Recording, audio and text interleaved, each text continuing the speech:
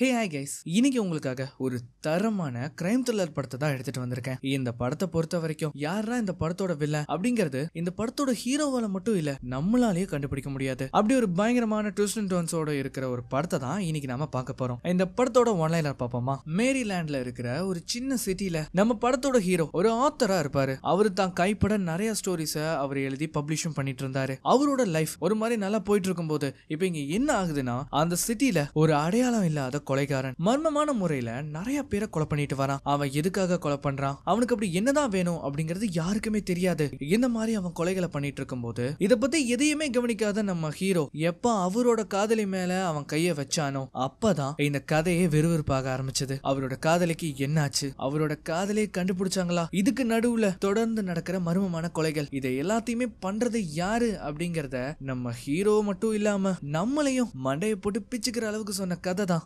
2012 வெளியான த Raven. And once again இது உங்க நேரோ டைம். நம்ம சேனல் வீடியோ பார்த்துட்டு இருக்கவங்க சப்ஸ்கிரைப் பண்ணலைன்னா மறக்காம சப்ஸ்கிரைப் பண்ணிக்கோங்க. பக்கத்துல இருக்கிற பெல் ஐகானை பிரஸ் பண்ணி அதுல ஆளுங்கதை செலக்ட் பண்ணுங்க. அப்பதான் நான் போற இந்த மாதிரியான வீடியோஸ் எல்லாம் உங்களுக்கு நோட்டிபிகேஷனா வரும். இந்த வீடியோ பிடிச்சிருந்ததுன்னா மறக்காம ஒரு லைக் கொடுங்க.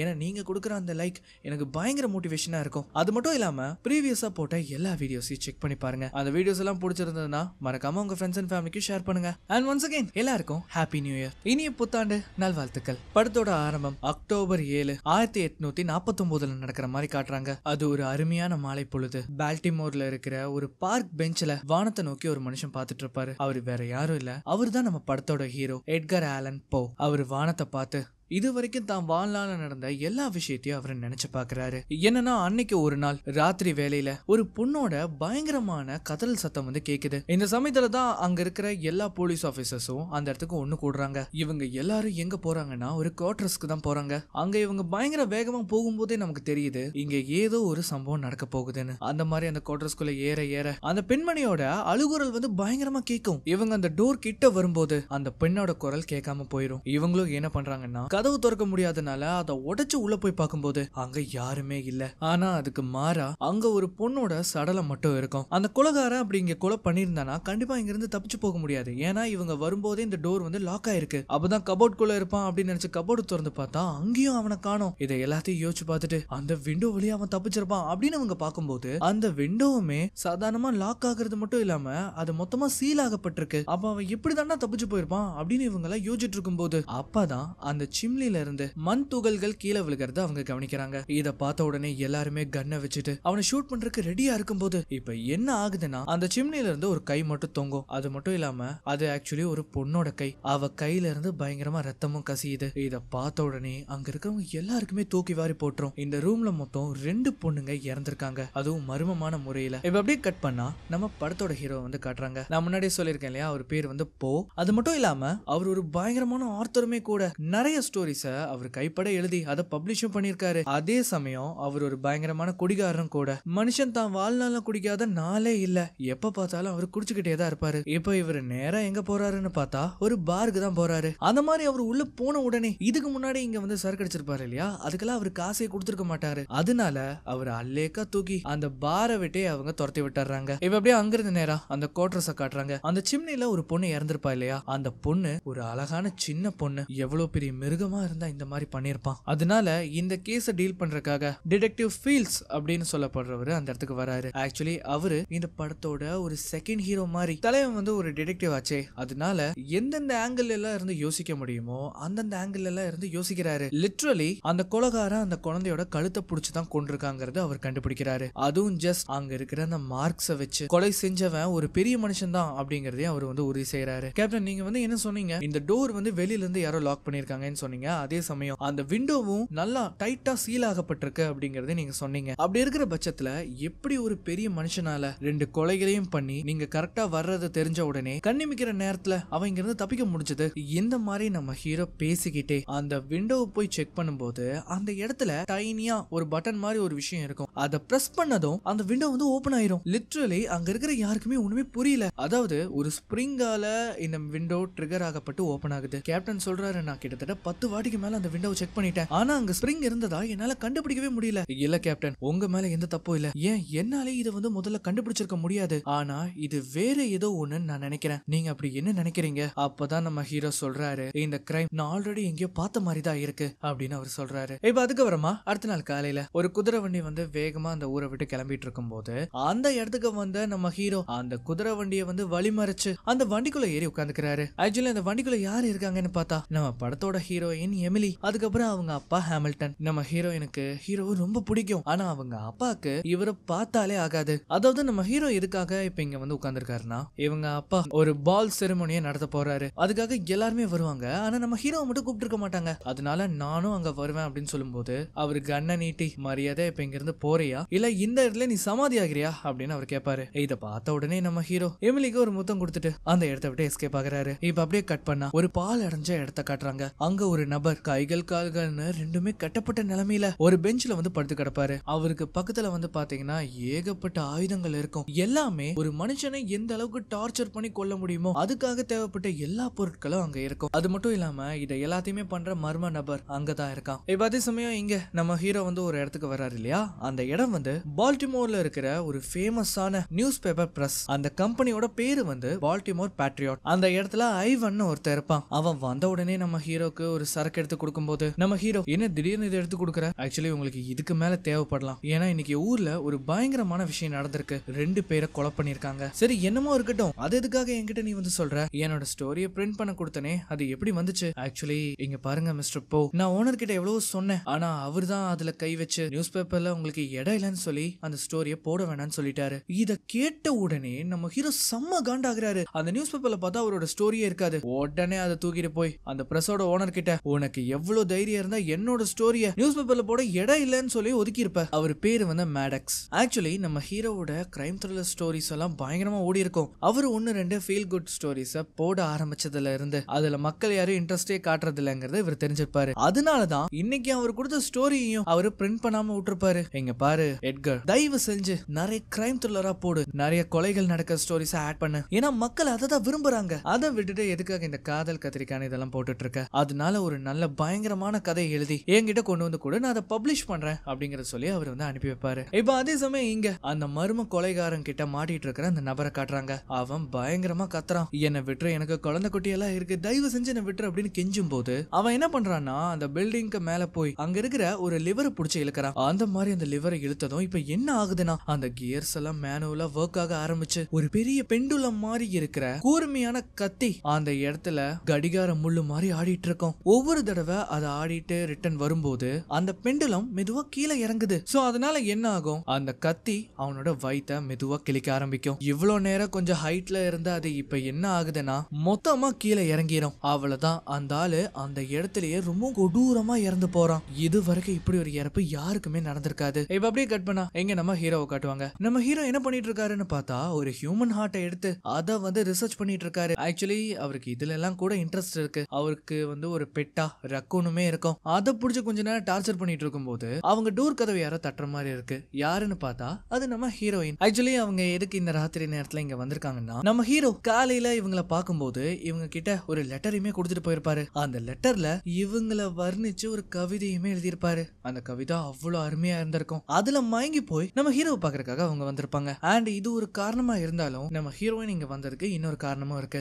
என்னன்னா எவ்வளவு காலம் தான் இவங்க இப்படியே காதலிச்சுட்டே இருப்பாங்க, இவங்க அடுத்த கட்டமா அவங்க கல்யாணம் பண்ணணும். அதை பத்தி தான் நம்ம ஹீரோ கிட்ட பேசலான்னு அவங்க வந்திருப்பாங்க. இந்த சமயத்துல அந்த ரக்குன் வந்து எதையோ சாப்பிட்டுட்டு இருக்கோம். என்னன்னு பார்த்தா அதை நம்ம ஹீரோ ரிசர்ச் பண்ண வச்சிருப்பாரு இல்லையா ஹியூமன் ஹார்ட், அதை வந்து அதை சாப்பிட்டுட்டு இருக்கோம். நம்ம ஹீரோ எமிலி சொன்னதுக்கு என்ன சொல்றாருன்னா, அப்படின்னா நான் உங்க அப்பா கிட்ட வந்து பேசுறேன், நானும் அதே தான் நினைச்சிட்டு இருந்தேன். எங்க அப்பா என்னோட பர்த்டேக்கு ஒரு பால் செரிமோனி நடத்துறாரு, அதுக்கு எல்லாருமே வருவாங்க, அவங்க எல்லாரும் முன்னாடியும் வச்சு இந்த விஷயத்தை நம்ம சொல்லணும் அப்படிங்கறத அவங்க சொல்றாங்க. இப்ப அப்படியே கட் பண்ணா எங்க நம்ம டிடெக்டிவ் ஃபீல்ட வந்து காட்டுறாங்க. அவரு வந்து ஏதாவது துப்பு கிடைக்குமான்னு அங்கேயும் இங்கே தேடி கடைசியா லைப்ரரிக்கு வரும்போது அவருக்கு வந்து ஒரு புத்தகம் கிடைக்குது. அது ஆக்சுவலி ஒரு ஸ்டோரி புக். அந்த ஸ்டோரியில லாஸ்ட் நைட் ஒரு கிரைம் நடந்திருக்கும் இல்லையா, அந்த கிரைம் அச்சு பிசுறாம இந்த ஸ்டோரி புக்ல வந்து எழுதப்பட்டிருக்கு. அது ஒரு கதையா. இது யாரு எழுதுனான்னு பார்த்தா அது நம்ம ஹீரோ எட்கர் ஆலன் போ. இப்ப அதே சமயம் இங்க நம்ம ஹீரோ அந்த ஊர்ல இருக்கிற எல்லா பொண்ணுங்களையும் கூப்பிட்டு அவங்களுக்கு அவரோட அந்த காதல் கதையை வந்து படிச்சு காட்டுறாரு. ஆக்சுவலி அவரால அதை பிரிண்ட் தான் பண்ண முடியல இல்லையா, என்னோட ஸ்டோரியை பிரிண்ட் பண்ண முடியலன்னா என்ன,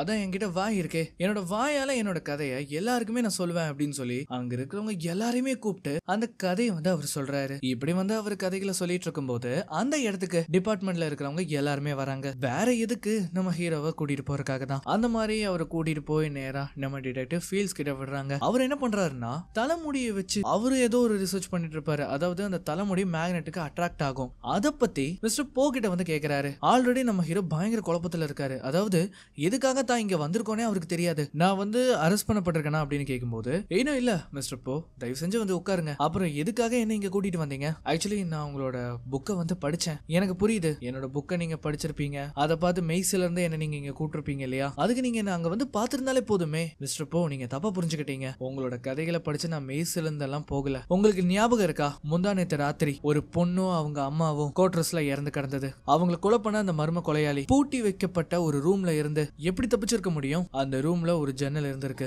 அந்த ஜன்னல்ல ஒரு ஸ்பிரிங் மெக்கானிசம் அட்டாச் ஆகப்பட்டிருக்கிறனால அது மூலமா அவன் தப்பிச்சிருக்கான். இதை எல்லாத்தையுமே கேட்கும் போது உங்களுக்கு எங்கேயோ கேட்ட மாதிரி தோணுதுல இல்லையா மிஸ்டர் போ? நீங்க என்னோட கதையை பத்தி பேசுறீங்க. அது ஒரு ஃபிக்ஷனல் ஸ்டோரி. அந்த சமயத்துல தான் ஆபீசர் ஜான் அந்த நாளோட நியூஸ் பேப்பர் எடுத்து கொடுக்கறாரு. என்னன்னு பார்த்தா எக்ஸாக்டா அவரோட ஸ்டோரியில அவர் என்ன எழுதினாரோ அதே ரியல் லைஃப்ல நடந்திருக்கு. நம்ம ஹீரோக்கு இதை பார்த்த உடனே தூக்கி வாரி போட்டுரும். அவர் அந்த இடத்துல நில குறைஞ்சு போய் அங்க உட்கார்றாரு. நீங்க என்ன நினைக்கிறீங்க? நான் தான் இவங்க ரெண்டு பேத்தையும் கொலை பண்ணிருப்பேன்னு நினைக்கிறீங்களா? அப்பதான் அவர் என்ன பண்றாருன்னா நம்ம ஹீரோவோட கையை வந்து செக் பண்ணி பாக்குறாரு. எதுக்குன்னா அந்த கொலைகாரன் அந்த குழந்தையோட கழுத்தை நெருக்கி தான் கொலை பண்ணிருப்பான் இல்லையா? ஒருவேளை அந்த குழந்தைய கொலை பண்ணவரு இவரா இருக்குமோ அப்படிங்கறத செக் பண்றதுக்காக தான் அவரோட கையை வந்து பாக்குறாரு. ஆனா அப்படி செக் பண்ணி பார்த்ததுல அது மிஸ்டர் போவா இருக்காதுன்னு அவர் கண்டுபிடிச்சிருவாரு. நம்ம ஹீரோவா இதெல்லாம் வச்சு நீங்க என்னதான் சொல்ல வரீங்க? என்னோட ஃபிக்ஷனல் ஸ்டோரி எல்லாம் அந்த கொலைகாரன் பார்த்து இன்ஸ்பயர் பண்ணி இந்த கொலைகளை பண்றதுனால இதுக்கு காரணமா ஒன் ஆஃப் த ரீசனா நானும் இருப்பேனா அப்படின்னு அவர் கத்தி கேட்கும் போது அந்த இடத்துக்கு கேப்டன் எல்ட்ரிச் வந்து வராரு. அவர் சொல்ற அந்த விஷயத்தை கேட்டதும் ரெண்டு பேருமே ஷாக் ஆகுறாங்க. அதாவது அது வேற எதுவும் இல்ல, அந்த பால் அணைஞ்ச இடத்துல அந்த கொலைகார ஒருத்தரை கொலை பண்ணிருப்பான் இல்லையா, அந்த இடத்துக்கு இவங்க வராங்க. அங்க ஆல்ரெடி அந்த பால்டிமார் பிரஸ் இருக்கும் இல்லையா, அந்த பிரஸோட ஓனருமே இருப்பாரு. அந்த பாடியை ஐடென்டிஃபை பண்றதுக்காக அங்க வந்திருப்பாரு. உங்களுக்கு இவர் ஆல்ரெடி தெரியுமா அப்படின்னு கேட்கும்போது அவன் பேரு கிறிஸ்வால்ட். அவன் எனக்கு ஃப்ரீலான்சரா ஒர்க் பண்ணிட்டு இருந்தான். அவன் ஒரு ரைட்டர். நிறைய போயட்ரி கிரிட்டிசிசம் பத்தி இது எல்லாத்தையுமே அவன் எழுதி வந்துட்டு இருந்தான். இவருக்கும் எட்கர் ஆலன் போக்கு ஏதாச்சும் சம்மந்தம் இருக்கா? ஏன் இல்ல, இவங்க ரெண்டு பேருமே பயங்கரமா ஒருத்தருக்கு ஒருத்தர் சண்டை போட்டுப்பாங்க. அந்த பிரச்சனை எப்போ முடிஞ்சிருச்சு. அன்னையில இருந்து இவங்க பேசுறதும் இல்ல. சரி, உங்களுக்கு மிஸ்டர் போ வந்து எவ்வளவு நாளா தெரியும்? யார், எட்கரையா? எனக்கு 10 வருஷமா அவனை தெரியும். அவரோட ஒரு ஸ்டோரியான தி மர்டர்ஸ் இன் தி ரூ மார்க் அதை நீங்க பப்ளிஷ் பண்ணிருக்கீங்க. ஆமா, அது கொஞ்சம் வருஷத்துக்கு முன்னாடி அவன் எனக்கு எழுதி கொடுத்தான். நான் அதை ரீபப்ளிஷும் பண்ணேன். மக்கள் எல்லாருக்கும் அது ரொம்ப பிடிச்சு போச்சு. நீங்க ஏன் நம்ம எட்கரை பத்தி கேக்குறீங்க? அவன் இதுல சஸ்பெக்ட் ஆயிருக்கானா?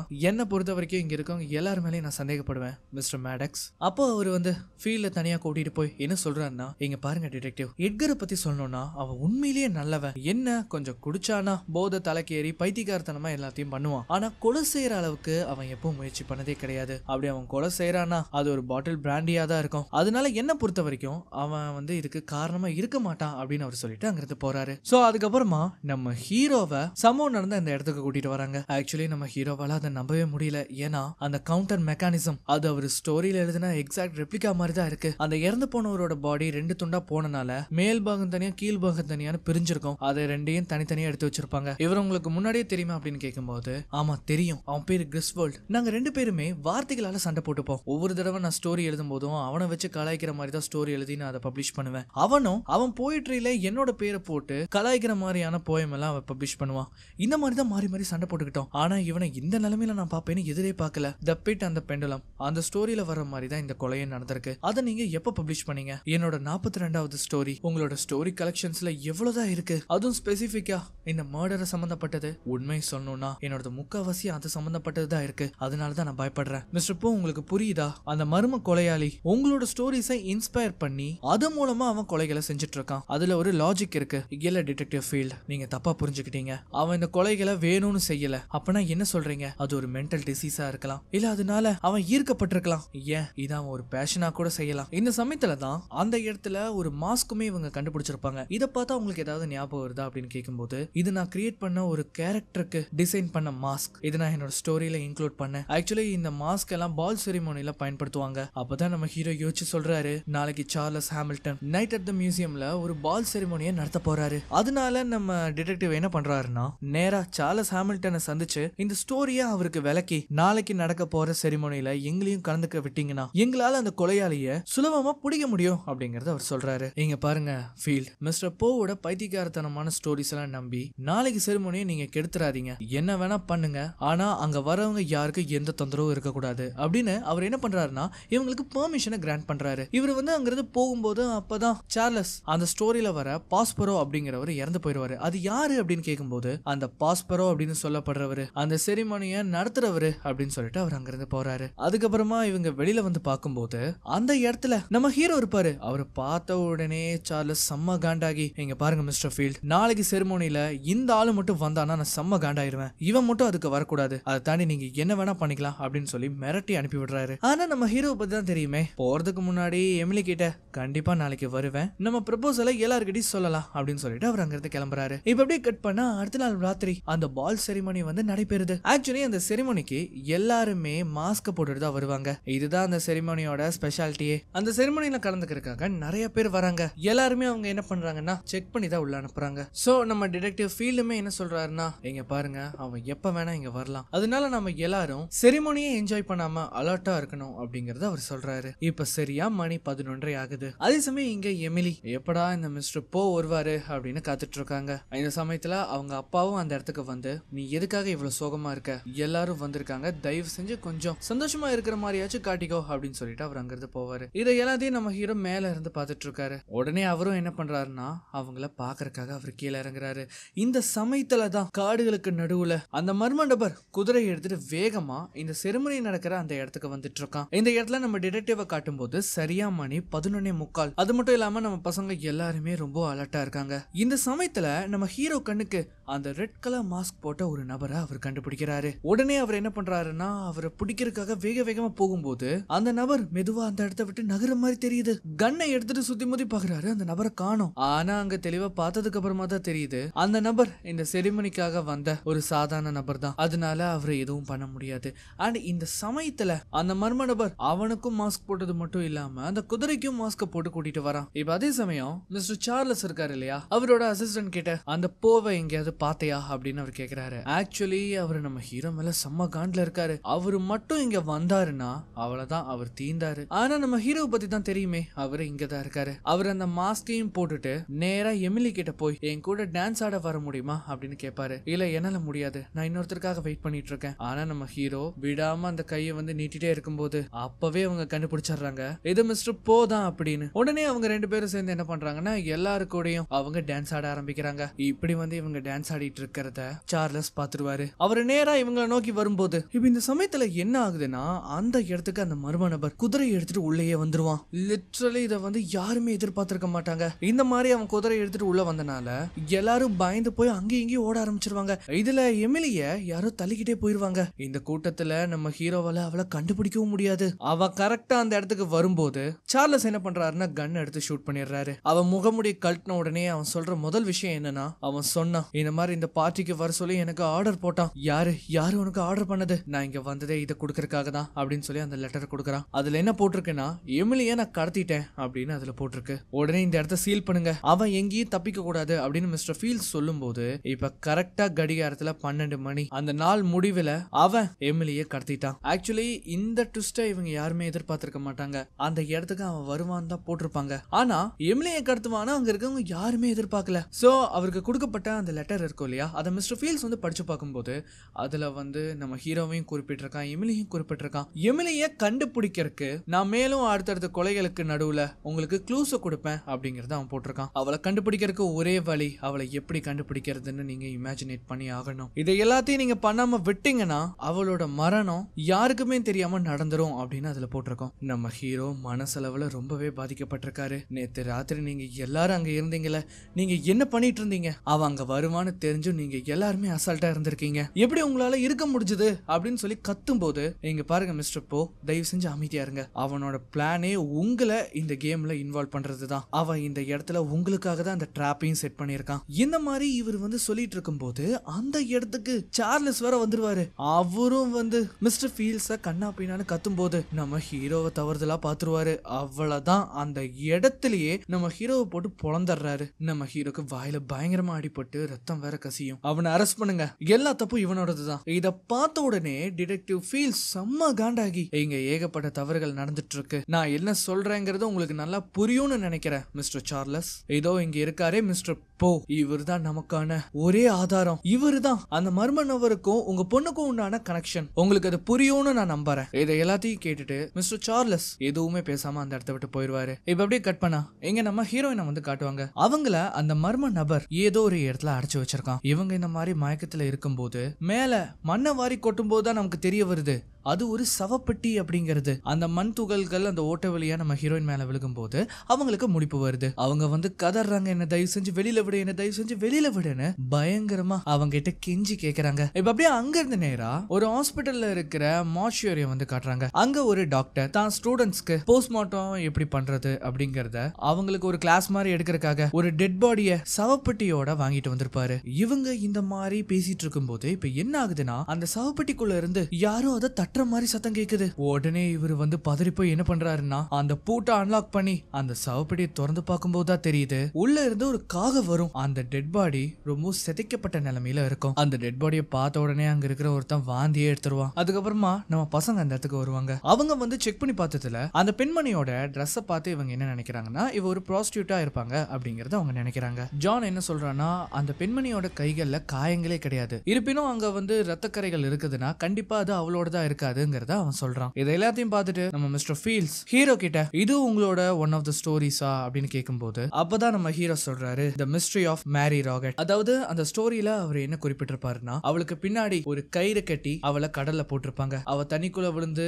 மூச்சடிச்சு போய் தான் செத்துருப்பா அப்படிங்கிற மாதிரி அவர் சொல்லும்போது அவளுக்கு பின்னாடி உண்மையிலேயே அது ஒரு கயிறு இருக்கு. அப்போ அவ கையில இருக்கிற அந்த ரத்தக்கரைகள் எல்லாமே அவனா ஆட் பண்ண அந்த டீடைல்ஸ். ஆக்சுவலி நம்ம ஹீரோ இருக்காரு இல்லையா, ரொம்ப சின்ன சின்ன டீடைல் எல்லாமே அவர் ஆட் பண்ணிருக்காரு அவரோட ஸ்டோரியில. அத பிசுறு தட்டாம அந்த சீரியல் கில்லருமே ஃபாலோ பண்ணிருக்கான். இப்ப அதே சமயம் அந்த நாள் ராத்திரி நம்ம ஹீரோ அடுத்த ஒரு கதையை அவர் எழுத ஆரம்பிக்கிறாரு. அதுவும் இந்த தாட்டி அவர் பயங்கரமான டீடைல்ஸ் எல்லாமே அதுல ஆட் பண்றாரு. இந்த சமயத்துல அந்த இடத்துக்கு மிஸ்டர் ஃபீல்ஸுமே வருவாரு. இவங்க ரெண்டு பேரும் எப்படியாவது எமிலியை கண்டுபிடிக்கணுங்கிறதுக்காக ரொம்ப தீவிரமா இருக்காங்கன்னு நமக்கு நல்லா தெரியுது. அண்ட் அதே சமயம் நம்ம எமிலி இருக்காங்க இல்லையா, ரொம்ப நேரம் அந்த சவப்பட்டியில இருக்கும்போது அவங்களோட ஒரு சேஃப்டி பின்னை பயன்படுத்தி அந்த இடத்துல இருக்கிற கேப்பை கொஞ்சம் கொஞ்சமா பெருசு பண்ண ஆரம்பிக்கிறாங்க. அப்படி பெருசு பண்ணும்போது அந்த மண்ணு விலகும் இல்லையா, அவங்களுக்கு கொஞ்சம் காத்து கிடைக்கும். அந்த மாதிரி இவங்க ட்ரை பண்ணிட்டு இருக்கும்போது இப்ப இந்த பக்கம் நம்ம ஹீரோ அந்த மொத்த ஸ்டோரியும் கம்ப்ளீட் பண்ணி மிஸ்டர் மேடக்ஸ் கிட்ட இதை பப்ளிஷ் பண்றதுக்காக அதை கொடுக்கறாரு. அவரே அதை படிச்சு பார்த்து ரொம்ப பயங்கரமா இருக்கு அப்படிங்கறத அவர் சொல்றாரு. நம்ம ஹீரோ என்ன சொல்றாருன்னா இங்க பாருங்க மேடக்ஸ், அந்த ஸ்டோரியில இருக்கிற ஒரு வரியை கூட நீங்க மாத்த கூடாது, அப்படியே பிரிண்ட் பண்ணும் அப்படிங்கறத அவர் சொல்றாரு. இதை கேட்ட உடனே அந்த இடத்துல வேலை செய்வான் இல்லையா ஐவன், அவங்க கிட்ட கொடுத்து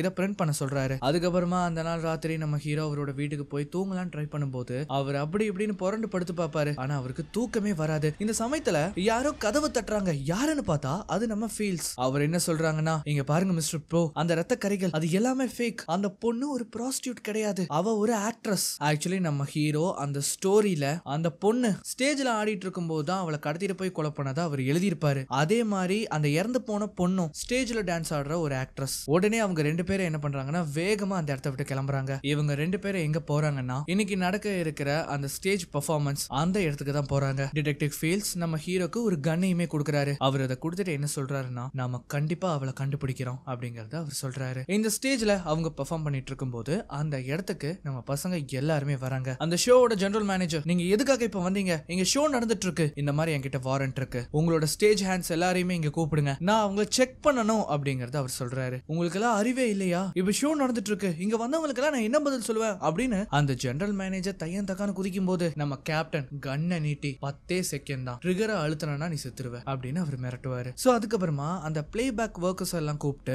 நம்ம ஃபீல்ஸ் ஒவ்வொருத்தரையா செக் பண்ணுவாரு. அந்த சமயத்துல நம்ம ஹீரோ கேக்குறாரு இதுதான் உங்களோட என்டையர் க்ரூமா? ஆமா. உனக்கு நிச்சயமா தெரியுமா? ஆமா. அப்பனா போய் அவங்கள என்ன இந்த மாதிரி அவங்க செக் பண்ணிட்டு இருக்கும்போது அப்பதான் அந்த ஜெனரல் மேனேஜர் சொல்றான் ஒருத்த மிஸ் ஆகுறான். யாரு? மோரிஸ். எங்க அவன்? எனக்கு தெரியாது, ஆனா யாருமே இந்த ஷோ முடியாம இங்க இருந்து நான் அனுப்ப மாட்டேன், அப்படி அவங்க போகவும் மாட்டாங்க. அப்பதான் நம்ம ஹீரோ சொல்றாரு அவன் இங்கதான் இருக்கான், போய் தேடணும் அப்படின்னு. அப்படின்னு. இவங்க யாரையும் இங்க இருந்து ஒரு அடி நகர விடாதீங்க, அப்படி நகர்ந்தாங்கன்னா எல்லாரையும் போட்டு தள்ளுங்க அப்படின்னு சொல்லிட்டு டிடெக்டிவ் ஃபீல்ஸ் அவனை கண்டுபிடிக்கிறதுக்காக போறாரு. பேஸ்மெண்ட்ல போய் செக் பண்ணி பார்க்கும்போது அங்க நிறைய பொருட்கள் இருக்கும், ஆனா அங்க யாருமே இருக்க மாட்டாங்க. அதே சமயம் ஸ்டேஜுக்கு மேல அந்த ஷோ இப்போ ரன் ஆயிட்டு தான் இருக்கும். இவரு ஒரு பக்கம் பேஸ்மெண்ட்ல தேடிட்டு இருக்கும்போது நம்ம ஹீரோ மேல யாரோ தப்பிச்சு ஓடுறதை இவர் பாக்குறாரு. உடனே இவர் என்ன பண்றாருன்னா அங்க இருக்கிற ஏணியை பயன்படுத்தி மேல போறாரு. அதே சமயம் மிஸ்டர் ஃபீல்ஸும் தேடிட்டு இருக்கும்போது அந்த இடத்துல யாரோ இருக்கிறத அவர் கவனிக்கவும் செய்யறாரு. அவனை பார்த்ததும் அவர் கன்னை எடுத்து அதை லூட் பண்ண ஆரம்பிச்சிருவாரு. இங்க நம்ம ஹீரோ அவன் பின்னாடியே ஃபாலோ பண்ணிட்டு போகும்போது அந்த இடத்துல ஒரு சின்ன பாலம் மாதிரி இருக்கும், அது பயங்கரமா ஆடவும் செய்யும். மரியாதையா நில்லு, நீ யாருங்கிறத காட்டு, இல்லைன்னா நான் அவனை கொன்றுவேன் அப்படின்னு சொல்லும்போது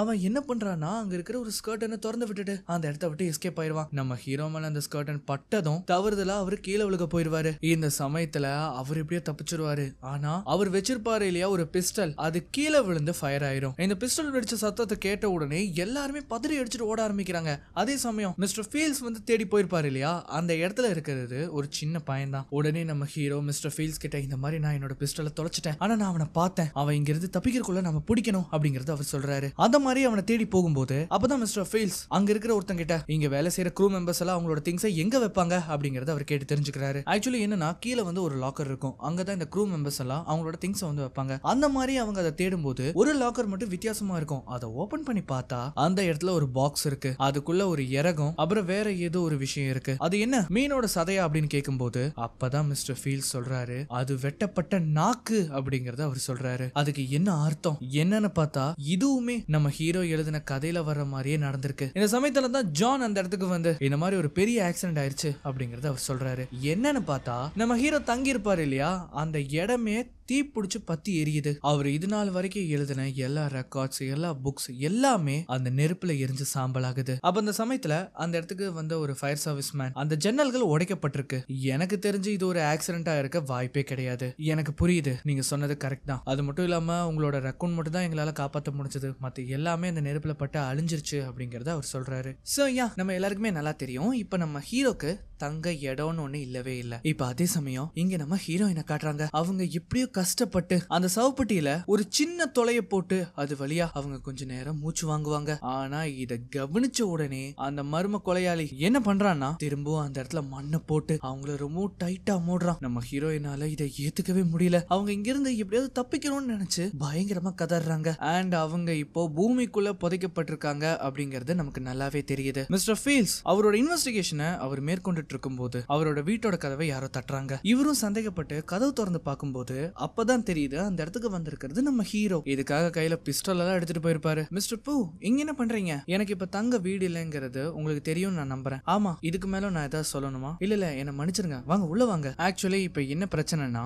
இந்த ஊர் மக்களுக்கு யாருக்கும் இந்த மர்டர்ஸ் சுத்தமா பிடிக்கல. அதுவும் நம்ம ஹீரோவோட ஸ்டோரியை பேஸ் பண்ணி இந்த மர்டர்ஸ் நடக்கிறனால நம்ம ஹீரோ மேல செம்ம காண்டா இருப்பாங்க எல்லாருமே. அதனாலதான் அவர் தங்குற அந்த இடத்தையும் நெருப்பு வச்சு கொளுத்தி விட்டுருப்பாங்க. சோ இப்ப நீங்க இது வரைக்கும் என்ன கண்டுபிடிச்சீங்க அப்படின்னு நம்ம ஹீரோ கேட்கும்போது அந்த மோரிஸ் அவன் ஒரு செயலர். அவன் அப்பப்ப இந்த ஸ்டேஜுக்கு வந்து நிறைய ஸ்டோரிஸ பெர்ஃபார்ம் பண்ணிட்டு போவான். ஆனா அன்னைக்கு அவனை நம்மளால பிடிக்க முடியல. அதனால நான் நிறைய ஷிப் ரெக்கார்ட்ஸ் எல்லாம் எடுத்து பார்த்தேன் அவனை பத்தின ஏதாவது டீடைல்ஸ் கிடைக்குமான்னு. ஏன்னா அவன் ஒரு செயலர் ஆச்சே. அந்த மாதிரி நான் பார்க்கும்போது எதுவுமே எனக்கு பெருசா கிடைக்கல. இதெல்லாம் கேட்கும்போது நம்ம ஹீரோ என்னையா பண்ற, அடுத்து என்ன நடக்க போகுதுங்கிறத பத்தி தெரிஞ்சுக்காம தப்பிச்சு போனவனை பத்தி இவ்வளவு தூரம் உட்கார்ந்து ரிசர்ச் பண்ணிருக்க. அவன் பேரே முதல்ல உண்மையானதா இருக்குமான்னு தெரியாது. இதுல நீ அவனை பத்தி இவ்வளவு ரெக்கார்ட்ஸ் தேவையே இல்லாம ரிசர்ச் பண்ணி வச்சிருக்க. இதுக்கு நடுவுல எமிலி வேற மாட்டிக்கிட்டா. அவளை கண்டுபிடிச்சு தரேன்னு சொல்லி என்ன பயங்கரமா நீங்க ஏமாத்திட்டீங்கல்ல. இந்த மாதிரி சொல்லி நம்ம ஹீரோ செம்மையா கத்தும் போது டிடெக்டிவ் ஃபீல் செம்ம காண்டாகி அப்புறம் என்ன பண்ண சொல்ற, ஊரா போய் பால்டிமோர்ல இருக்கிற எல்லா இடத்துலயும் எமிலி எமிலின்னு கத்தி தேட சொல்றியா அப்படின்னு அவர் கத்தும் போது வெளியில பயங்கரமா இடி இடிக்கும்.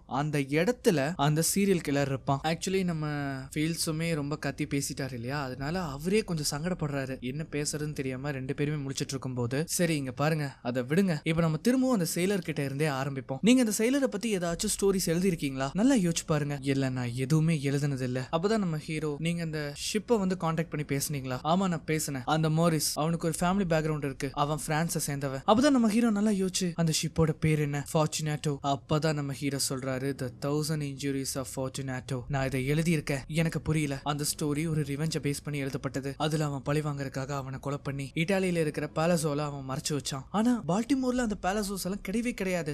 இல்ல, ஆனா இங்க டனல்ஸ் இருக்கு. அந்த வாட்டர் ஒர்க்ஸ் அப்படின்னு நம்ம ஹீரோ சொல்றாரு. இத கேட்ட உடனே நம்ம பசங்க எல்லாருமே அந்த பால்டிமோருக்கு அடியில இருக்கிற அந்த டனலுக்கு வராங்க. நம்ம ஃபீல்ட் என்ன சொல்றாருன்னா, நான் எப்பெல்லாம் இந்த விசில் அடிக்கிறனோ அப்பெல்லாம் நம்ம கோரஸா எமிலியோட பேரை சொல்லி கூப்பிடணும், அதுவும் எங்க இருந்தாலும். அது எப்படிங்கிறது நம்ம ஹீரோ வந்து பயங்கரமா கத்தி காட்டுவாரு. அந்த மாதிரி கத்துனதுக்கு அப்புறமா ஒரு 10 செகண்ட் ஆச்சும் நீங்க வந்து சைலண்டா இருக்கணும். ஏன்னா அப்பதான் ஒரு சின்ன சின்ன சத்தத்தையும் நம்மளால கண்டுபிடிக்க முடியும். இங்க இருக்கிற செவர்ல இருக்கிற ஒவ்வொரு துரும்பியும் நீங்க செக் பண்ணுங்க. அதுல ஏதாவது ஒரு சின்ன வித்தியாசம் இருந்தாலும் உடனே நீங்க அந்த விசில் எடுத்து ப்ளோ பண்ணுங்க. எல்லாத்துக்கும் புரிஞ்சதுல ஆளுக்கு ஒரு திசையில போங்க அப்படின்னு அவர் சொல்லுவாரு. மிஸ்டர் ஃபீல்ட் அவரோட வழியில தேடி பார்த்துட்டு இருக்கும் போது எல்லாத்துக்கும் சிக்னல் கொடுக்கிற விதமா அந்த விசில வந்து ப்ளோ பண்றாரு. அந்த விசில் சத்தம் கேட்ட உடனே நம்ம பசங்க எல்லாருமே எமிலின்னு கத்த ஆரம்பிக்கிறாங்க. அப்ப அந்த சமயத்துல அவருக்கு ஏதோ ஒரு காலடி சத்தம் கேட்கிற மாதிரி தெரியுது. இப்ப இங்க நம்ம ஹீரோவை காட்டுறாங்க. அவர் என்ன பண்றாருன்னா, எமிலிய இங்க எங்கேயா இருக்கிற செவுத்துல தான் ஒளிச்சு வச்சிருப்பான்னு இருக்கிற எல்லா இடத்தையும் இடிக்க ஆரம்பிக்கிறாரு. ஆனா எங்க தேடியும் எமிலி மட்டும் கிடைக்கல. அந்த வேதனையிலேயே பயங்கரமா கத்துறாரு. இப்ப இந்த சமயத்துல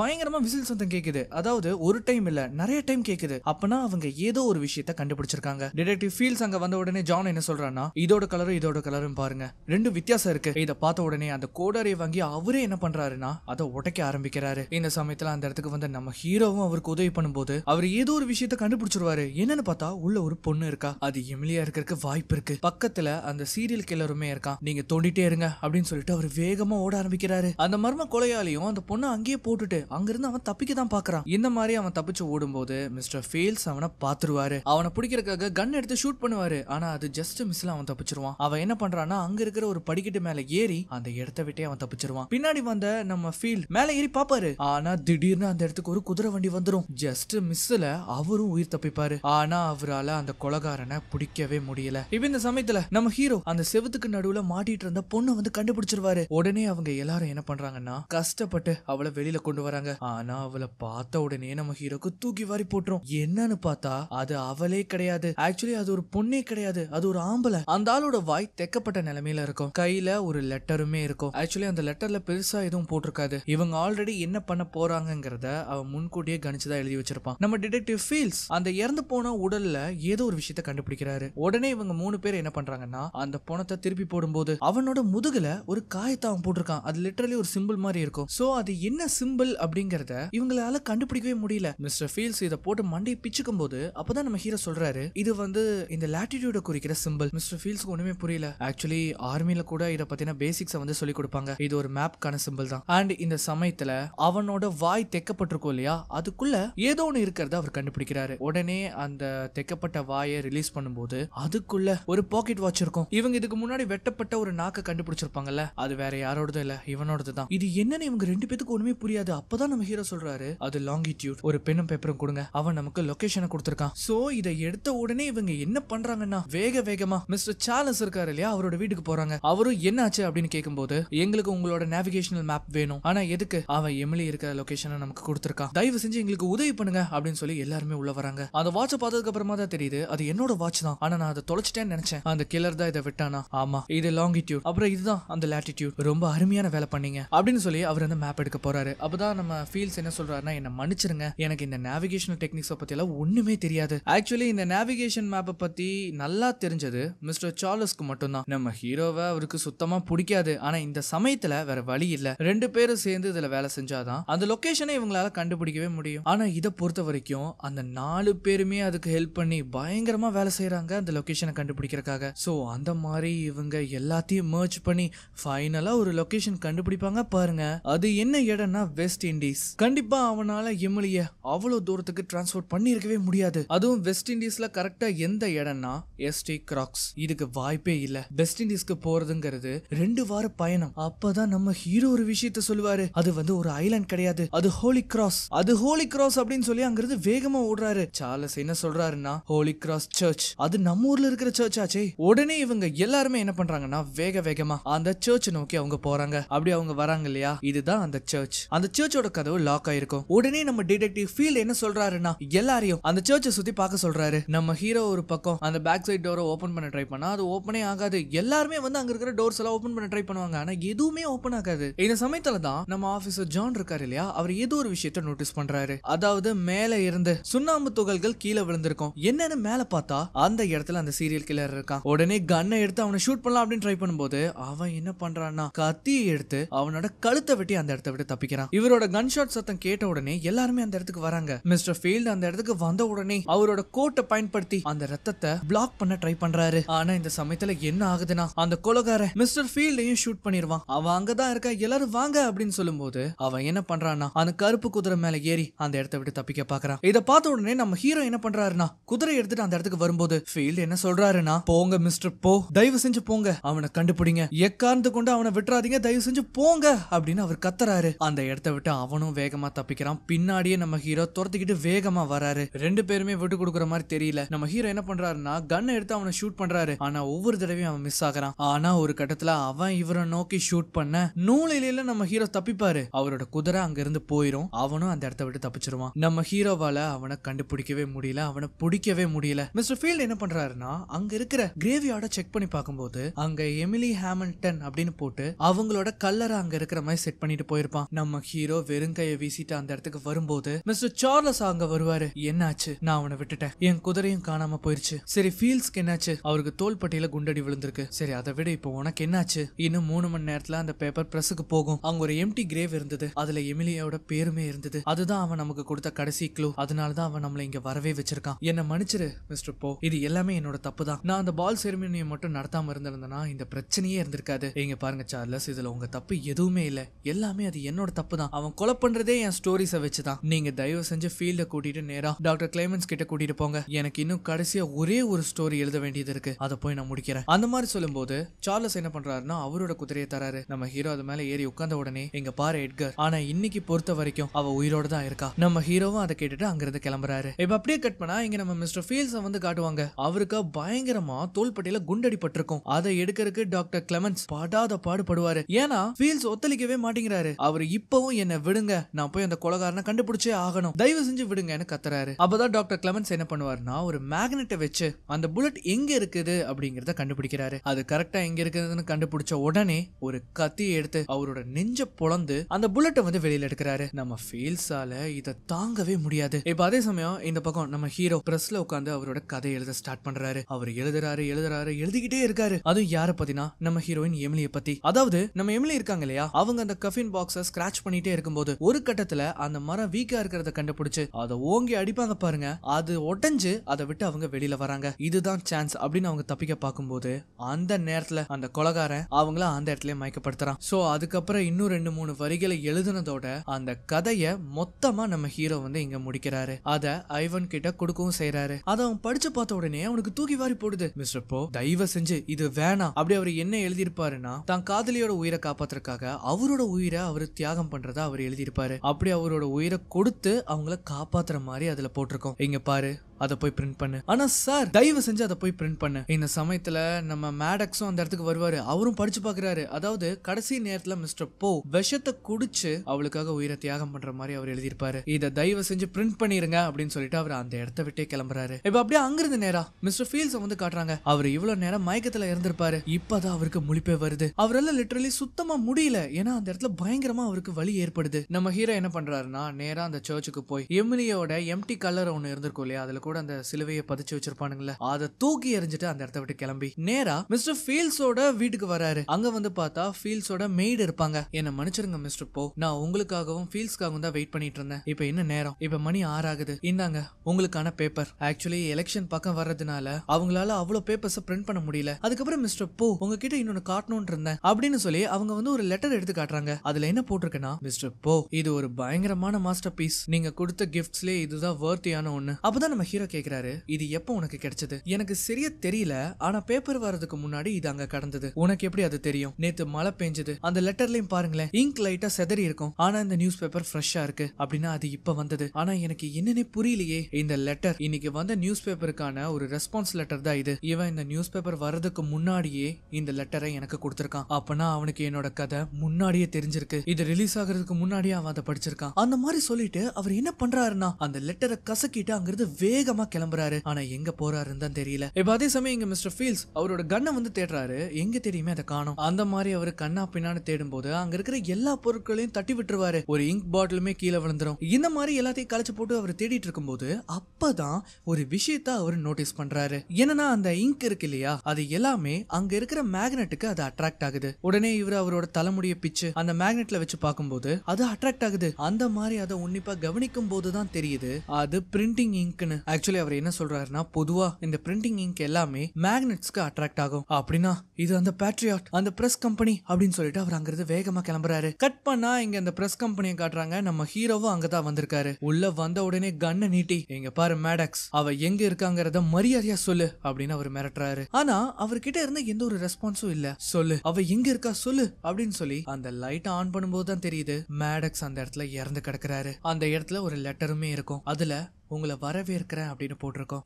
என்னன்னு பார்த்தா இங்கதான் படத்துல ஒரு பயங்கரமான ட்விஸ்ட். இவ்வளவு கொலைகளையும் பண்ணி எமிலிய இவ்வளவு நாள் கடத்தி வச்சது வேற யாரும் இல்ல, இந்த எடுபடி வேலை செஞ்சுட்டு இருந்த ஐவன். நம்ம ஹீரோ கண்ணை நீட்டி அவ எங்க அப்படின்னு கேக்குறாரு. அவ செத்துக்கிட்டு இருக்கா. நான் நினைச்சதை விட அவ ரொம்ப வேகமா சாகுறா. சோ அதனால எனக்கும் நேரம் கம்மியா இருக்கு. நான் பேச வேண்டியதெல்லாம் உங்ககிட்ட நான் சீக்கிரமா பேசிடுறேன். ஒன்னு சொல்லட்டா, நான் உங்களோட பிக்கெஸ்ட் ஃபேன். வாங்களேன் கொஞ்சம் ட்ரிங்க் சாப்பிட்டே பேசுவோம். இங்க பாருங்க சார், இதை நீங்க நம்பவே மாட்டீங்க.